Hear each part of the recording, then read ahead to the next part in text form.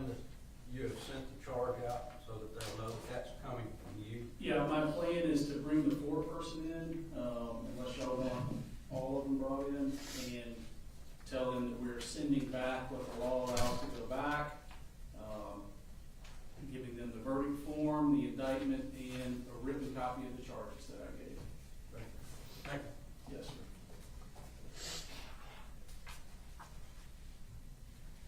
And then Steve, the 3 alternates, doing the other deliberation. You want me to hold this stuff here until you speak with the foreperson? Yeah, we might as well. Okay.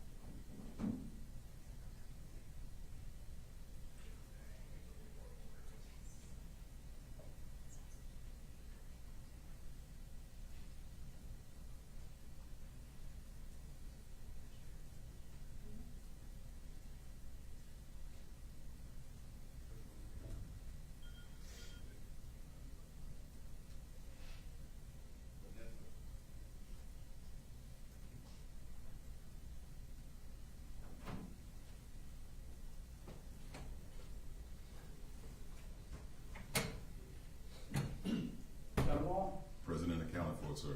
All right, can you bring me the foreperson? Yes, sir.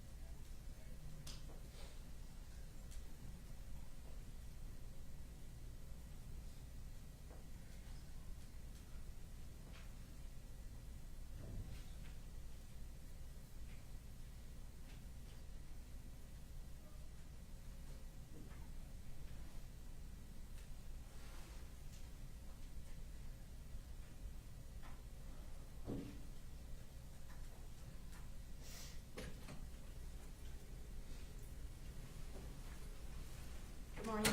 Good morning. Y'all can be seated. All right, so we're about to send out the cart that has all the evidence that the law allows us to send back to the jury room. Okay? Okay. You are also getting, and I'll give these to Brooks here, you're getting the verdict form. Behind it, paperclip to it, is a copy of the indictment with all of the charges that you're considering.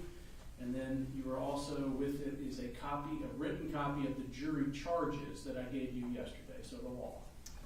Okay. And you all are just free to begin deliberating. If for any reason all 12 of you are not in the room, somebody takes a smoke break or whatever, pause deliberations until all 12 of you are back, okay?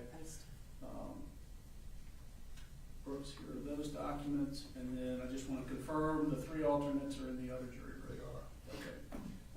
All right, thank you, ma'am. Thank you. I'm going to grab the present first. Okay, thank you.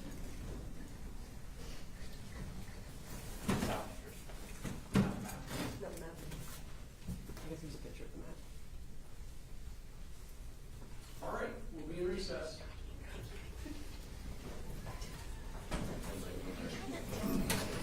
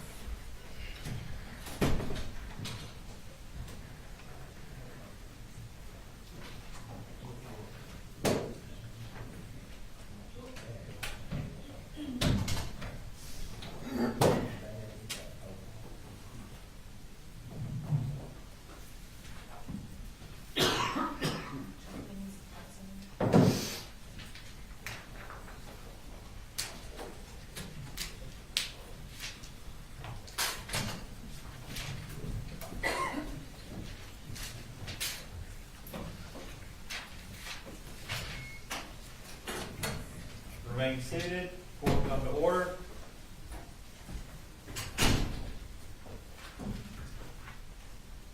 All right, so my understanding is the jury has a verdict.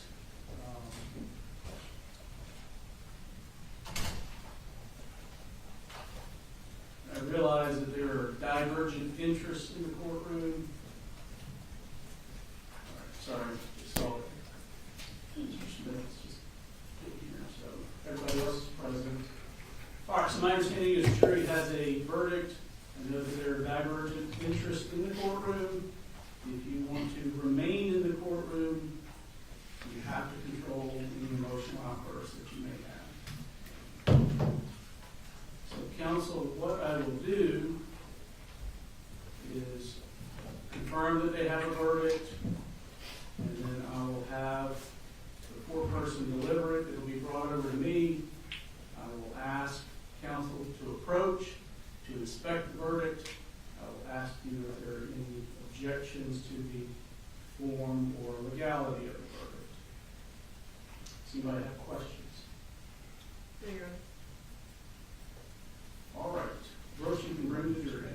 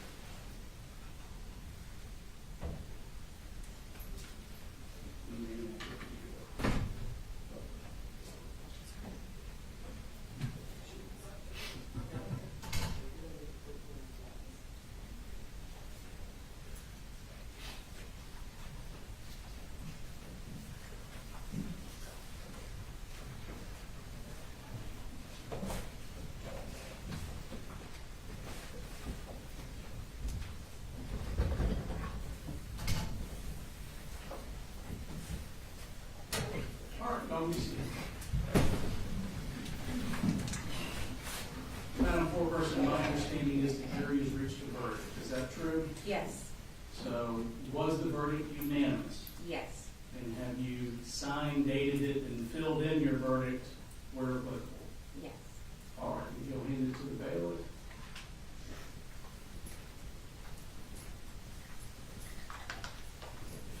Thank you, sir. And counsel, if y'all want to approach to inspect the verdict.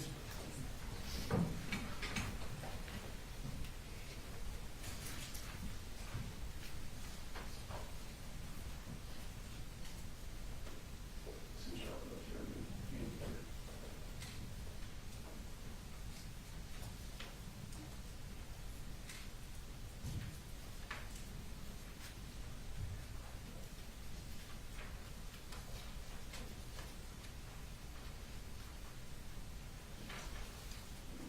Look at those lesser stones. Any objections to the form or legality of the verdict? Not from the state, Your Honor. No, Your Honor. Ms. Jones, if you will publish the verdict. In the Superior Court of Barrow County, State of Georgia versus Colin Gray, case number 24-CR-593-P, jury verdict. Count 1, murder in the second degree. We, the jury, find the defendant guilty. Count 2, cruelty to children in the second degree. We, the jury, find the defendant guilty. Count 3, murder in the second degree. We, the jury, find the defendant guilty. Count 4, cruelty to children in the second degree. We, the jury, find the defendant guilty. Count 5, involuntary manslaughter, unfaithful act. We, the jury, find the defendant guilty. Count 6, reckless conduct. We, the jury, find the defendant guilty. Count 7, involuntary manslaughter, unlawful act. We, the jury, find the defendant guilty. Count 8, reckless conduct. We, the jury, find the defendant guilty. Count 10, cruelty to children in the second degree. We, the jury, find the defendant guilty. Count 11, cruelty to children in the second degree. We, the jury, find the defendant guilty. Count 12, cruelty to children in the second degree. We, the jury, find the defendant guilty. Count 13, cruelty to children in the second degree. We, the jury, find the defendant guilty. Count 14, cruelty to children in the second degree. We, the jury, find the defendant guilty. Count 15, cruelty to children in the second degree. We, the jury, find the defendant guilty. Count 16, cruelty to children in the second degree. We, the jury, find the defendant guilty. Count 17, cruelty to children in the second degree. We, the jury, find the defendant guilty. Count 18, cruelty to children in the second degree. We, the jury, find the defendant guilty. Count 19, cruelty to children in the second degree. We, the jury, find the defendant guilty. Count 20, cruelty to children in the second degree. We, the jury, find the defendant guilty. Count 22, cruelty to children in the second degree. We, the jury, find the defendant guilty. Count 23, cruelty to children in the second degree. We, the jury, find the defendant guilty. Count 24, cruelty to children in the second degree. We, the jury, find the defendant guilty. Count 25, cruelty to children in the second degree. We, the jury, find the defendant guilty. Count 26, cruelty to children in the second degree. We, the jury, find the defendant guilty. Count 27, reckless conduct. We, the jury, find the defendant guilty. Count 28, reckless conduct. We, the jury, find the defendant guilty. Count 29, reckless conduct. We, the jury, find the defendant guilty. This third day of March 2026, signed for person. Thank you, Ms. Jones. Counsel, do we need the services of the jury or any inquiry with the jury? Yes, Judge, we'd ask the court to poll the jury. All right.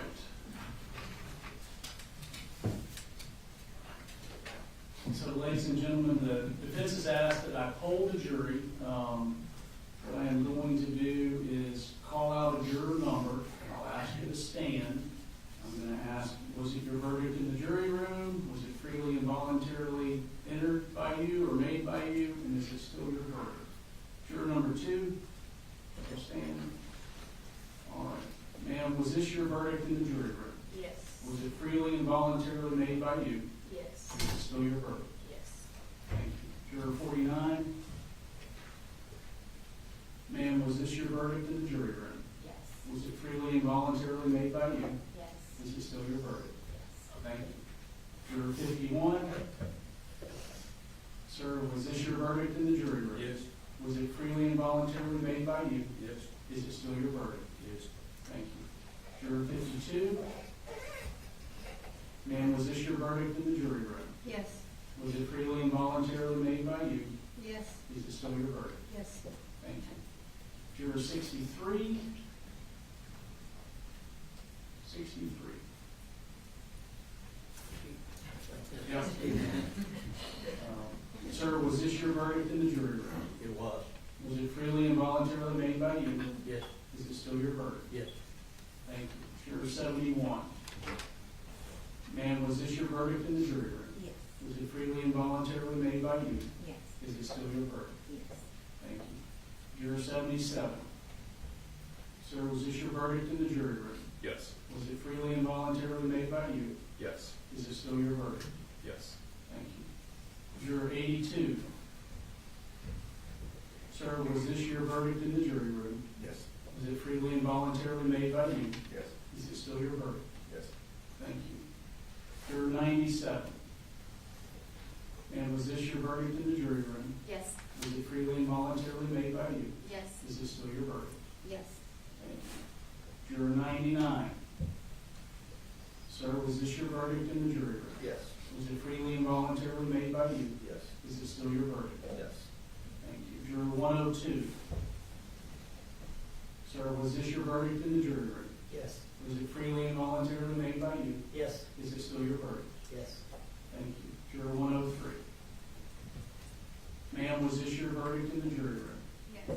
Was it freely and voluntarily made by you? Yes. Is it still your verdict? Yes. All right, thank you. Any reason why the jury should not be released? Not per se, Your Honor. No, Your Honor. All right. Ladies and gentlemen, if y'all will, go ahead and just go back to the jury room. I'll come back and address you shortly. Okay.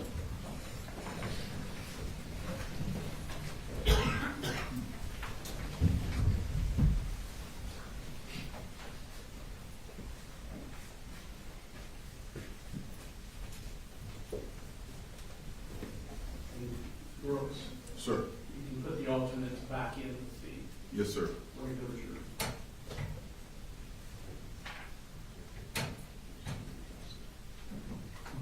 All right, y'all can remand Mr. Gray in custody.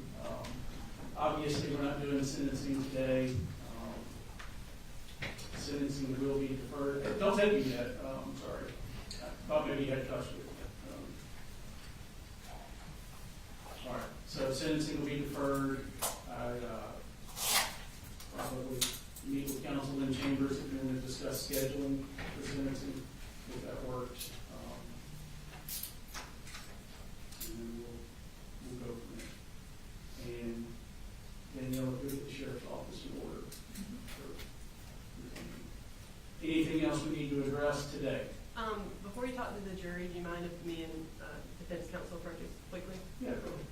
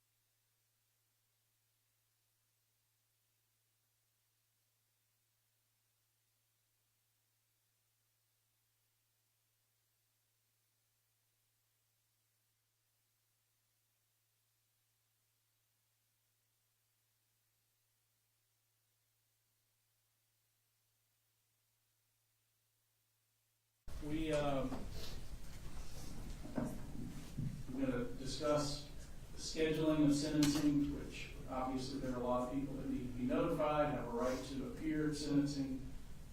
So sentencing will be deferred to another day. I will talk to counsel in chambers to discuss the timeline for that. Otherwise, we are adjourned.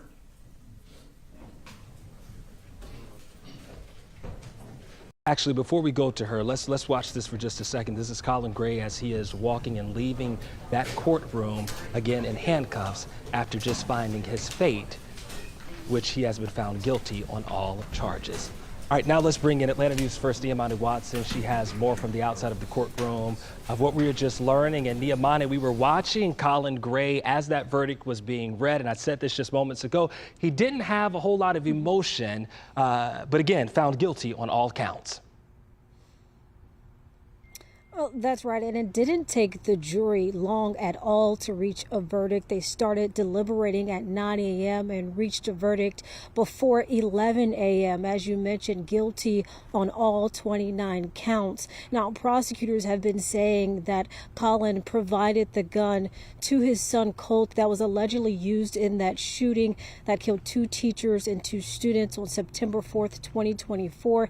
They say Colin ignored multiple warnings about his son's mental health issues. Over the past 2 weeks, we heard from the state providing testimony and evidence like disturbing text messages between Colin and Colt and photos of a mass shooter on Colt's wall. The state also pointed out during closing arguments on Friday that law enforcement came to Colin's house in 2023 about threats Colt allegedly made about online school shootings, basically saying that all of these red flags were ignored, and still he gifted his son an AR-15 rather style rifle that was allegedly used in that mass shooting. So again, a very short time to reach a verdict, less than 2 hours, finding Colin Gray guilty on all 29 charges. And this case really setting a precedent for parents here in Georgia that they may be held responsible, criminally responsible, for the actions of their children. Brooks. All right, Niamani, thank you for that. And let's take you back just 2 weeks when this trial first began. There was a lot of emotional testimony, obviously a lot of graphic photos, some of that surveillance video that was shared there in the courtroom. And many would say it was chilling to hear some of those things that came out of that testimony. So we can tell you that prosecutors believe that Colin Gray knowingly allowed his son access to that gun that investigators say was used the day of that shooting in 2024. And as we first heard testimony from Colin Gray when he was there on the stand, he, said there were a lot of things that were happening in his life. There were a lot of things that were happening there in that home, and that this was a way for him to essentially bond with his child regarding guns.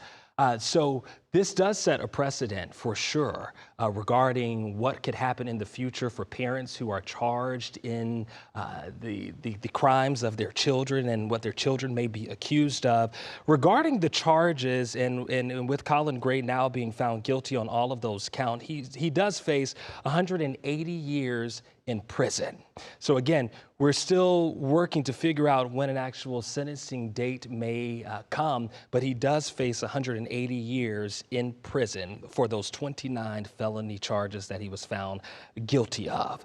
Another thing that we want to show you, just if we can go back to some of that true video, and we can take that video full so I can get off the camera for just a second, just to show you a little bit about what we have in the courtroom and some of that testimony that was there in the courtroom. Again, as Colin Gray, the father of the accused Apalachee High School shooter, as he was there in the courtroom, he took the stand. He was essentially grilled by prosecutors and then also, the defense attorneys resting their case not long after Colin Gray was there on the stand. But again, the idea here was, and the idea here in this situation was just so that Colin Gray could kind of paint the picture of why some of those signs might have been missed or why he didn't really consider them as signs. So we want to check in with Atlanta News First, Chelsea Beimfor, who joins us now. Chelsea, You were inside the courtroom. You're now just outside of the courtroom. What was the emotion as that verdict was being read? Well, Brooks, it was very silent. Then you could, of course, hear people crying. We heard from the judge right before the verdict was read, asking people to limit their emotions. Of course, there were family and friends of Colin Gray in there, and then family and friends of all of the victims in this shooting. So as that verdict began being read, you could hear some people behind us in the gallery becoming very emotional, quietly crying. We could see Mason Schemmerhorn's parents holding hands and crying. Christian Angelo's father was seated behind me, softly crying as well. It was a very tense and emotional few moments. And then Colin Gray was placed into handcuffs. I was sitting right behind him and was taken away by bailiffs into custody. You're saying that it was silent there. I was looking at Colin Gray's face, and I didn't really get a sense of anything. Was that how it seemed on the inside of the courtroom as well? Yeah, I was seated right behind him, but I could see his profile, and he really didn't have much of a reaction to these charges. The only time we saw him really get emotional during this 12-day trial was when prosecutors played the video of that school shooting where his son, Colt Gray, allegedly carried out that attack. Later, when Colin took the stand in the trial, he said that that was the first time he had seen that video and was completely overcome with emotion, and talked about how he didn't understand how anyone could commit an act as evil as that. It says those jurors were there in the courtroom as well. What did they look like? After the verdict was read, the defense then asked the judge to poll the jury, basically calling on them at random to stand up and testify and say that they indeed agreed willingly to this guilty verdict. A lot of them didn't show much emotion today, but throughout the trial, we did see some of them crying over in the jury box, especially when that video was played of the school shooting. And just a reminder here that Colin's son, Colt Gray, who allegedly carried out this attack, has not gone to trial yet and has not been convicted in the shooting, but now his father has. He has been found guilty of providing his son that gun and has now been convicted of second-degree murder, involuntary manslaughter, and several other charges. Yeah, a lot of charges for sure. All right, Chelsea Bimefor, thanks for keeping us in the know about what is happening just outside of the courtroom. We'll check back in with you in just a bit. So if you are just joining us right now, we are on the air because Colin Gray, the father of the accused Apalachee High School shooter, has been found guilty on all charges. And mainly here, as we were just in the courtroom, seeing Colin Gray as that verdict was being read, again, not showing a whole lot of emotion right now. But let's take you back some years, because we keep saying that this is a landmark case, and this is why.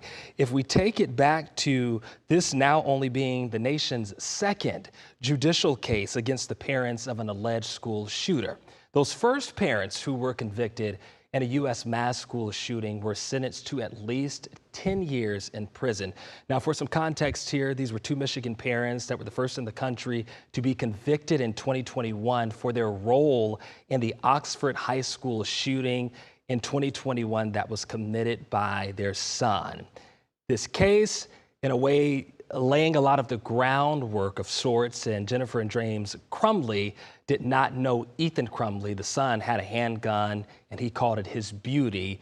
That was in a backpack when he was dropped off at Oxford High School that day of that shooting. So right now, regarding Colin Gray, he does face up to 180 years in prison as he's been found guilty on all of these charges. Let's bring back, again, Atlanta News First Niamani Watson. She joins us live just outside of the courtroom for more on this case.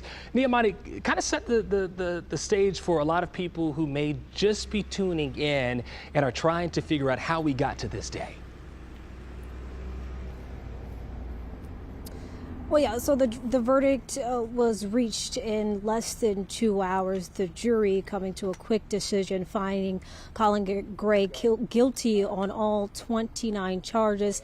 Now, over the past 2 weeks, the prosecutors really drove home their claims that Colin ignored multiple warning signs of what they say were red flags about Colt's mental health issues. Over the course of the trial, we saw text messages between Colin and Colt. We saw a photo of a mass shooter on Colt's wall. We also heard from prosecutors that law enforcement visited Colin's home before the shooting at Apalachee High School about accusations of Colt making online school shooting threats.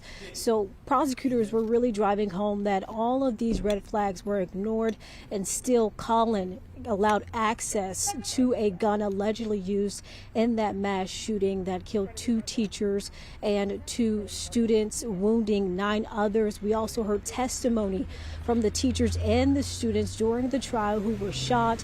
They were talking about how they were traumatized by the shooting, their injuries to the shooting, having nightmares and the lasting impacts from that shooting. Meanwhile, we heard from the defense that Colin had no knowledge that his son was planning an alleged mass shooting and should not be held responsible for what his son did. But of course, the jury here siding with prosecutors, saying that Colin is also to blame for this because he did ignore multiple warning signs that his son was dealing with mental health issues and could commit something to this magnitude. Brooks. Thank you. And if you're just joining us, again, we're coming on the air right now because Colin Gray, the father of the accused Apalachee High School shooter, has been found guilty of all charges. 29 charges is what he was up against, and let's put that on the screen so we can break down these charges for you. He's been charged for murder in the second degree, cruelty to children in the second degree, several counts of cruelty to children in the second degree, several counts of involuntary manslaughter, and again, 29 charges found guilty of all of them. Colin Gray, we just heard from Niamani speaking about what his case was about, because Colt Gray, the teenager who's accused in the Apalachee High School shooting, has not gone to trial yet. That day will come later on. But Colin Gray, the father, was charged with all of these counts, and prosecutors, their whole goal was to lay out him allowing Colt Gray access to that AR-style rifle that investigators say was used there at that school back in 2024. Prosecutors also saying that Colin Gray gave his son Colt Gray access to ammunition as well as accessories, all of which were recovered at that crime scene at Colin Gray's residence. So let's now hear a little bit from Colin Gray as he was on the stand during the testimony. Let's listen to him. To do something that heinous, like I don't know if anybody could ever see that kind of evil. And it's like the Colt I knew, the relationship I had, there's this whole other side of Colt I didn't know existed. That was Colin Gray there on the stand as he was testifying in his own trial, giving you a look at some of the surveillance video that was played. This video believed to be the day that that attack happened. And this video shows Colt Gray there in the school. Also, this video here is showing Colt Gray getting off of a bus the day of that shooting. We heard from Chelsea Bymfor a little earlier, and as she was saying that the father, Colin Gray, that might have been the only time in which he's been emotional throughout this entire trial. That was when he was testifying there on the stand and when a very small piece of some of that surveillance video was being showed. As that verdict came down and we were hearing from the jurors about Colin Gray being found guilty on all counts, he didn't show much emotion. We were watching here live in the courtroom and no emotion on his face. And then as he was taken in handcuffs after hearing that verdict, as he was headed back to be escorted out of the courtroom, again, not really any emotion that he was showing there. Now, I do want to let you know that as we give you this live look on the inside of the courthouse right now, we are learning that we could hear from the district attorney to provide us with a statement in just a bit, but we are working to figure out when exactly that would be. But again, we have several crews there in Barrow County, one just inside of the courtroom, another one on the outside of the courtroom as well. And again, for those of you who are just joining us, we're bringing this breaking news live to you on the air where Colin Gray, the father of the accused Apalachee High School shooter, has been found guilty on all charges. Now, let's go back into the courtroom while that testimony was happening, where we heard from Colin Gray regarding some of those weapons that were in Colt Gray's room. It wasn't always in his room, and were there times where that rifle was in his room? Yep, there was, and it was just there was never at any point during all of this leading up to what happened, there was never a perceived threat by me with Colt. You know, I never heard or he never spoke to me about doing anything as drastic as he had done. So that was Colin Gray talking about those weapons that were recovered there at the scene by authorities the day of that shooting. And it is important to note that Colin Gray was the only witness called by the defense attorneys. He was the only witness called by the defense attorneys. Again, he was grilled by the prosecutors, and there was only one moment in there where he seemed to show that kind of emotion. But one of the things that he did point out while giving his testimony was the fact that he and his son had an opportunity to bond over guns. Those were his words. He said they had an opportunity to bond over guns. And so he did say during his testimony that he didn't really realize something was going on with his son and that a lot of those signs might have actually been missed. And one of the things that he also pointed out, I remember the first day that he was on the stand, he shared that he had been on certain medication. He was going through a lot in his personal life, and there was just a lot happening there in his home. So Colin Gray, saying that because there was so much that was going on in his own life, it was hard to maybe spot some of those things that prosecutors were charging him about regarding what he could have done to stop that shooting from happening. Again, his son, Colt Gray, has not been sentenced in this shooting. Is still accused of carrying out that deadly attack. And I don't know, do we have pictures of the victims? Because on a day like today, it's always easy to talk about what has happened, but sometimes we forget about the lives that were lost. This shooting claiming the lives of 4 people that you see here on your screen. Christian Angulo, who was just 14, he was a student. Mason Schermerhorn, who was also just 14 years old. Coach Richard Aspinwall, who was a teacher and a coach out there. And Christina Irami, who was another teacher. These were the 4 lives that were lost. There were other people who were hurt and wounded in this shooting, but these were the 4 lives that are lost. And during that testimony, as we heard from some of the students who were on the stand, who were testifying, many of them were saying, still to this day, they have nightmares.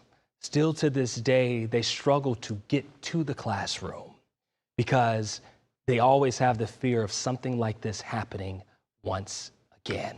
So again, even on a day like today where Colin Gray has been found guilty on all accounts, it's important to remember those lives that were lost in this tragic attack. So Colin Gray, again, found guilty on all charges. That is the biggest development right now. It did not take jurors but about 2 hours to come up with a verdict. They were able to reach that verdict, and then they brought that news to the courtroom. We've had crews there on the inside of the courtroom, also on the outside, and we are going to continue our coverage throughout the day, where we continue to bring more of what we saw on the inside of the courtroom. That'll be on Atlanta News First at noon. And remember, you can always catch up on the latest updates about this story and any other big headline that we have on AtlantaNewsFirst.com and on the free Atlanta News First app. Again, for those of you just joining us, Colin Gray found guilty on all charges in the shooting that happened at Apalachee High School regarding, again, let's give you those charges one more time before we go, and we're going to see you back here for Atlanta News First at noon. Colin Gray found guilty on all charges. We'll see you back here at noon.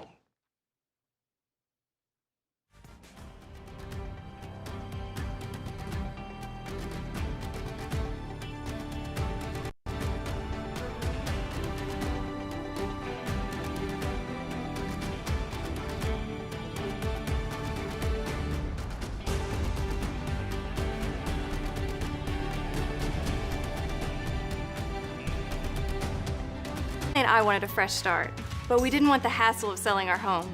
So I went to markspain.com and got a guaranteed offer. With the guaranteed offer from Mark Spain Real Estate, you can receive an all-cash offer and close in as little as 21 days. There are no showings, no open houses, no stress. I skipped the cleaning and repairs and sold my home for more than I expected. The guaranteed offer keeps you in control. Go to markspain.com to get a guaranteed offer on your home today. Delta Community is not just a place of transactions. This is a place of relationships. It's the family atmosphere that make you feel like your loan matters. We do not make it about the numbers, we make it about our members. I truly believe in what we have to offer our Delta community. We care about our members and we meet them where they are. And that's part of the special sauce of Delta Community. I really love what I do. Getting glasses soon? Price is rising? Tough. You know at Stanton you can get 2 glasses and an eye exam for just $79? Don't believe you. Let me show you. Okay, let's go. Got the exam, chose the frames, and glasses were ready in 30 minutes. Stanton Optical rules. All local, all the time. When others go to New York, flip to First. Atlanta News First.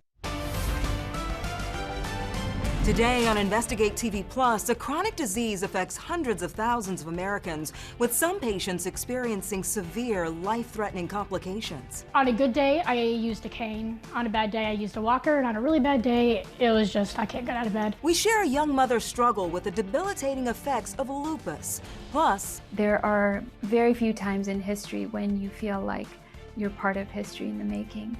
And I think that this feels like one of those times. Take an in-depth look at what could become a breakthrough treatment. Then she delayed receiving preventative care until a trip to the emergency room started her on a grueling journey. We did x-rays, we did CT scans, we did contrast CT scans. By 6 o'clock, an oncologist came in. We go inside her cancer battle, explore factors that prevented her from getting a routine screening, and provide solutions to help other women facing similar circumstances. And a Pilates powerhouse. So she is an inspiration. Absolutely. Huge inspiration to everybody who comes here. A Vermont woman shows why we should all take time to exhale and engage our core strength. In-depth stories that inform and inspire. You're watching Investigate TV Plus. Hundreds of thousands of people, mostly women, and many in the prime of their life, betrayed by their own body. I'm Lee Zurich. And I'm Tisha Powell. The disease is lupus, a lifelong autoimmune condition where the immune system attacks healthy cells and tissues, which can lead to inflammation and organ damage. According to the CDC, it's also hard to diagnose due to its many signs and symptoms. It's estimated 1.5 million Americans have lupus, and 9 out of 10 diagnoses of lupus are in women ages 15 to 44. There is no cure, but a new treatment first developed to fight cancer is giving lupus patients new hope. We talked to a military wife in North Carolina who was fighting her own painful battle with this disease. For Rachel Dibb, it's the little things like playing outside with her children that bring her joy. Car time. On a good day, I used a cane. On a bad day, I used a walker. And on a really bad day, it was just, I can't get out of bed. I would hurt my hip just like rolling over in bed. It was bad. That pain comes from the disease she battled for nearly 2 decades. lupus. In December of 2007, as a college sophomore, Rachel was diagnosed with the autoimmune disease. At first, it hurt to laugh or even breathe, and then her joints began to fail. My thumb just like popped out of the socket. I didn't even know what was happening. I went to like do this and my thumb popped out. And that's the start of multiple hand surgeries. A downward spiral from one health crisis to another. Rachel said lupus robbed her of all the things she loved. I lost the ability to play instruments. I was a clarinetist in college. I did marching band. I played piano, tenor saxophone, and music was really important to me. So that was like the first thing I lost. I loved to run. I loved to go hiking. With my knees, I couldn't do that anymore. It became a struggle to do things on her own, and being married to someone in the military was often an added challenge. Like I was hospitalized while my husband was deployed because my symptoms had gotten so bad. But after nearly 20 years of suffering and hospital stays, Rachel has found her stride again, thanks to a clinical trial at the University of North Carolina School of Medicine for CAR T-cell therapy, a form of genetic engineering first used in cancer patients. I would say it's just really groundbreaking in a way that we had never imagined. Rheumatologist Dr. Sarah Sheikh, one of only a handful of doctors in the world offering CAR T-cell therapy, suggested the treatment to Rachel. It's often referred to as a living drug because it uses the patient's own immune system to fight whatever disease you're targeting. CAR T-cell therapy, which stands for chimeric antigen receptor therapy, integrates immunotherapy, genetic engineering, and personalized medicine. It's been successful in the treatment of blood cancers. In these particular cancers, B cells are at play. And in autoimmune diseases such as lupus, B cells are also involved, and these are what are called autoreactive B cells, in which the body's immune system starts to attack itself. Now that we know that autoreactive B cells are the enemy, here is how CAR T-cell therapy helps the body to fight back. The first step in the process is taking the patient's own blood to extract T-cells, which the body uses to fight infection. The T-cells are then genetically reprogrammed in a lab. It's as though you give the T cells a GPS, right, to go back into the body and find the target cell. In this case, the B cells are the targets. After 3 days of preconditioning with chemotherapy, Rachel received her CAR T-cell infusion, getting her T-cells back in the form of supercells. So what CAR T-cell therapy comes and does is it really sort of wipes out this old immune system and really allows for a reset. Rachel saw results immediately. After I got it, like the day after, I had the most energy I'd ever had, ever. I was like, I feel like I'm 20 again, and I'm stuck in a hospital room. Now, over a year later, Rachel is in remission, and life at home couldn't be better. I can get up with my kids in the morning, I take them to school. Simple things like laundry and dishes, and my husband doesn't have to worry about that anymore because I can do it. She's also spreading the word about CAR T-cell therapy to others fighting lupus. If I had had this treatment when I was 19, my life would be completely different now. There are very few times in history when you feel like you're part of history in the making. And I think that for lupus and autoimmune diseases, this feels like one of those times. An emotional journey for patients and the medical team at UNC who'll never forget the first time they saw results of CAR T-cell therapy. And I think all of us really had tears rolling down our cheeks. It was really sort of a moment where we all looked at each other and just, it's really difficult to put into words how that feels. Mama, look at my smiley face. For this military mom, this is life-changing. Yes, it's hard in the moment. It's not a fun thing to go through, but it's worth it because you could get your life back. Dr. Sheikh says CAR T-cell therapy holds incredible promise, but it's not without risk. The CAR T-cell therapy clinical trial is conducted by a team of specialists that oversees preparation, administration, and follow-up therapy. The clinical care team consists of a rheumatologist, someone who specializes in treating autoimmune diseases, an oncologist or hematologist, an immunologist, and a nephrologist to monitor the kidneys.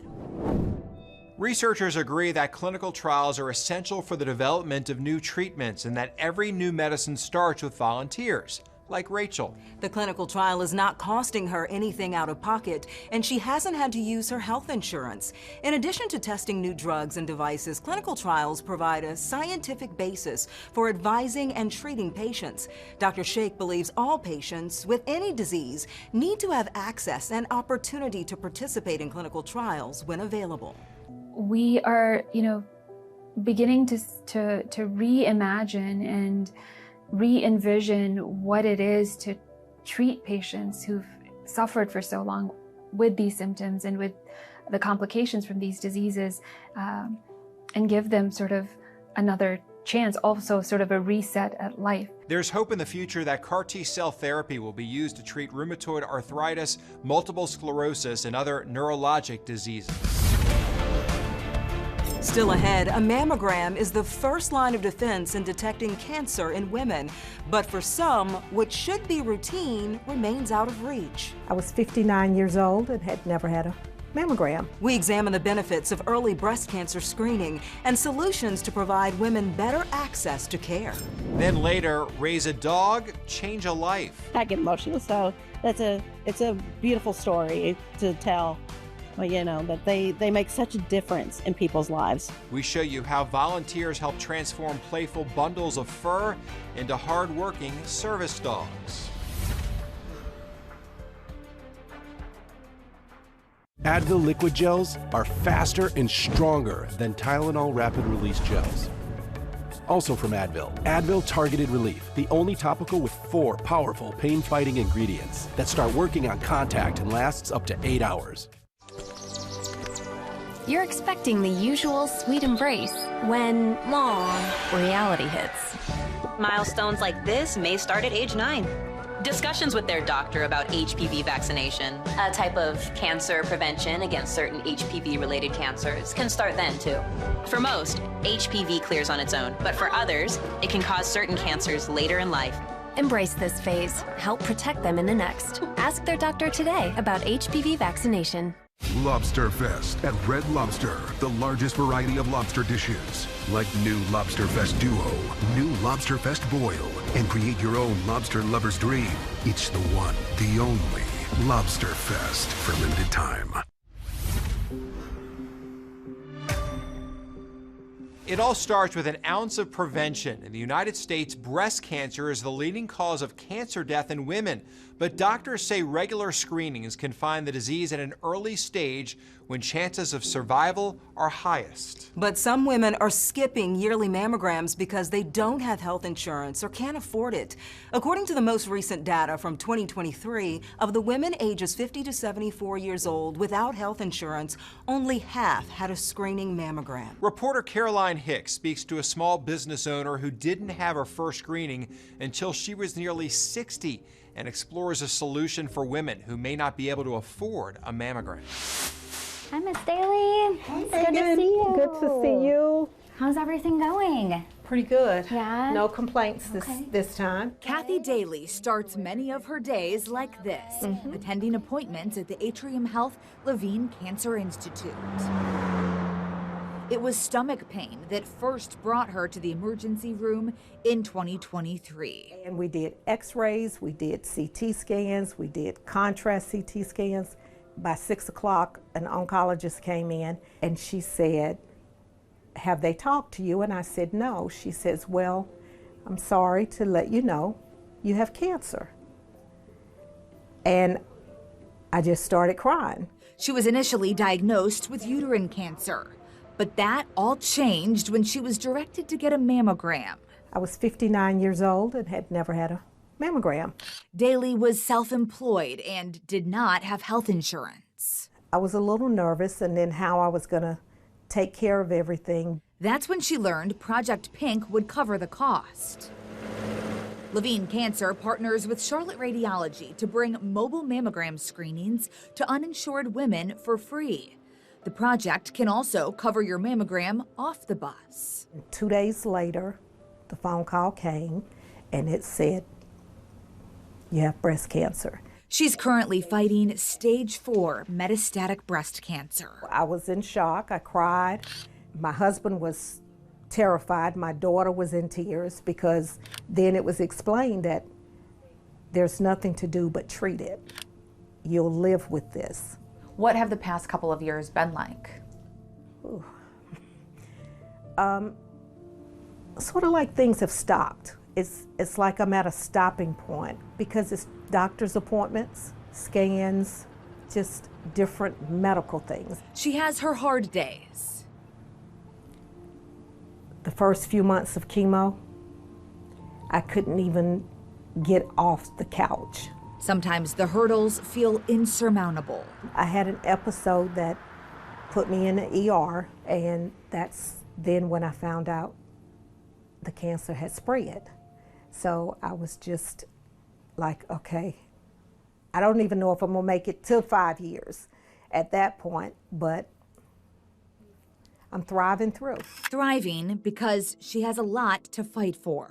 Avery, my grandbaby, I was there when she was born, and I'm just determined to be there as she goes through life and graduate. Without the team from Project Pink helping her to navigate the process, she does not know where she would be.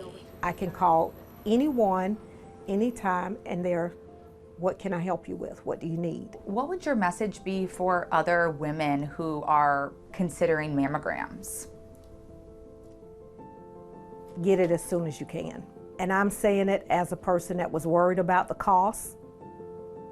Don't worry about the cost. Worry about finding it and getting good treatment. That's it. That's it. The mammogram saved my life. If you don't have health insurance or can't afford a mammogram, there are programs that can help. Some options may even be free. The Susan G. regarding this issue. Certainly, Tim, sorry, my audio cut out there. This is going to be a conversation that doesn't end with the sentencing of Colin Gray. It's certainly not going to end with what we see happen with the Colt Gray case. Again, there is still a lot that's going to come out of this. Some of the things that were mentioned during arguments we heard out of the Colin Gray trial. And I do believe our producers are letting us know that the district attorney is commenting on the outcome of the Colin Gray trial. Let's go ahead and listen in. Mean for the state of Georgia, this guilty verdict, the first time a parent has been charged in connection to a school shooting? Well, we hope that it moves the needle a little further. I think you saw in this case that the mother actually reviewed what happened in Michigan, which would have been the first one, and she then, as a result of that, asked her husband to remove the weapons. It could have ended this tragedy. So Michigan was able to move the needle to the point that it almost stopped this tragedy. We don't know how many tragedies it did stop, and we hope we've moved the needle a little further. At what point in this investigation did you decide to charge the father?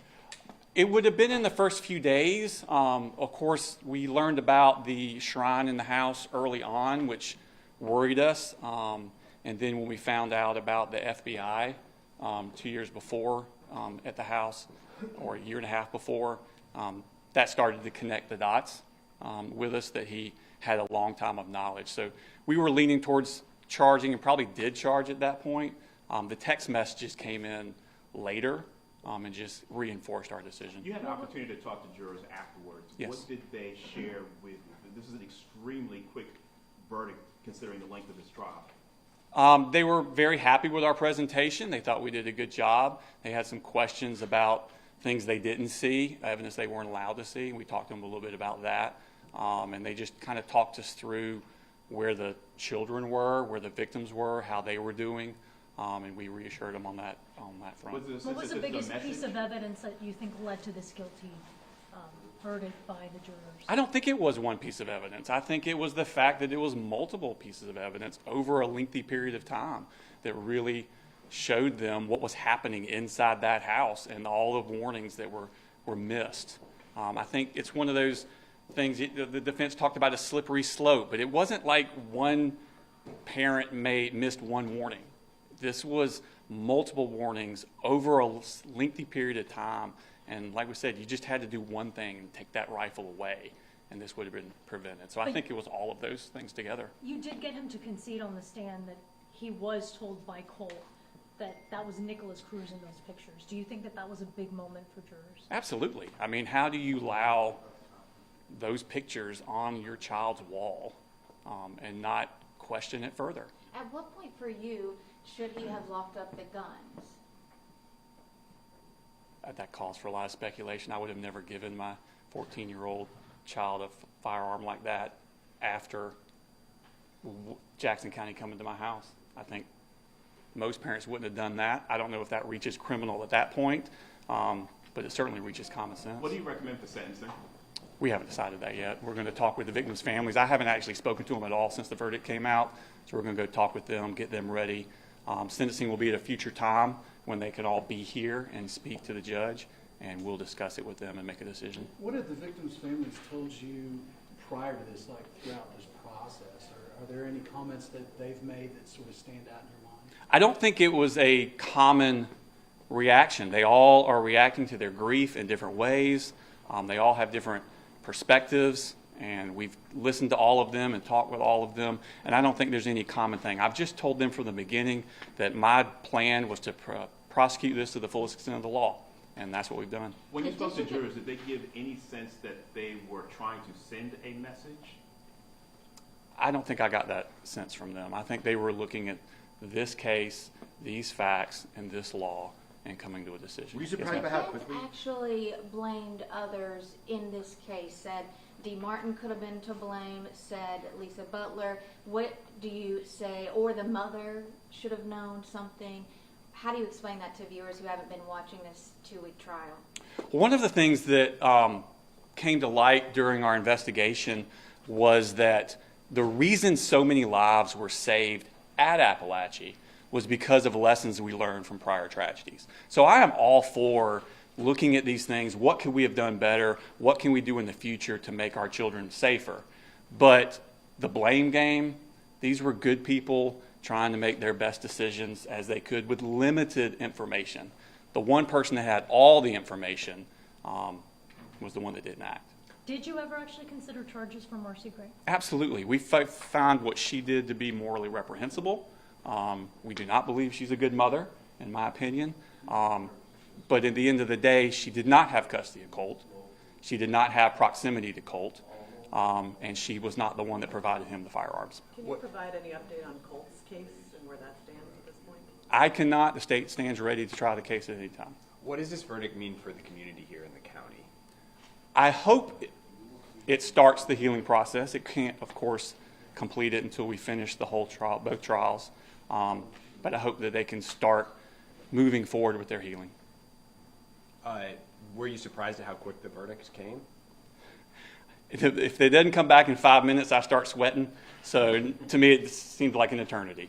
What message do you hope this case sends to other parents here in Barrow County or around the country? Well, at my college, there was a plaque on the wall that said, "Duty is the sublimest word in the English language."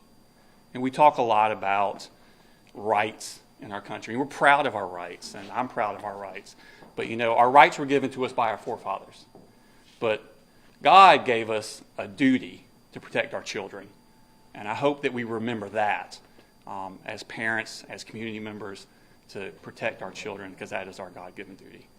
Legal question. Colt has the presumption of innocence. Yes, sir. Well, how can he still have that when his father has been convicted now of crimes that he allegedly committed?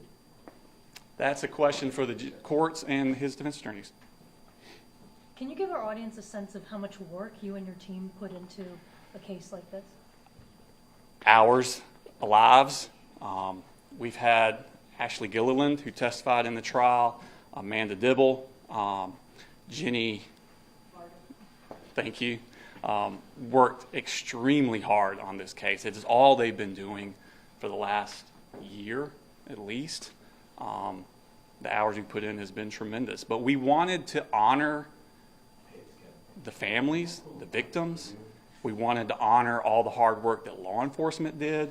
And us not giving everything we had to this case would have been dishonor to them, and we weren't going to do that. And clearly it had an emotional impact on your entire team as well as you. There were moments that we saw you, tearing up as we heard testimony from those survivors. Well, we're all parents. We can never understand the full grief, but it touches us. And we've met these families, we've dealt with these families, we walked through with these families, and yeah, it's emotional. There were points throughout leading up to the tragedy when law enforcement could have stepped in to interrupt the situation in some way, or have spoken up a little bit louder than they did. Do you think there are some lessons that can be learned from that for law enforcement in the county as far as how to prevent these kind of situations from happening again? Yeah, we've been discussing that as a law enforcement community. In fact, y'all probably know that after this event happened, we got a flood of threats coming in from kids all over the world, because kids are kids, I guess. So we've had to discuss, how are we going to deal with these? How are we going to work through all of these threats where children are doing this what we would consider outrageous actions of calling in threats when they don't mean anything. So yeah, there's been a lot of discussions with law enforcement about how to deal with these sorts of things going forward.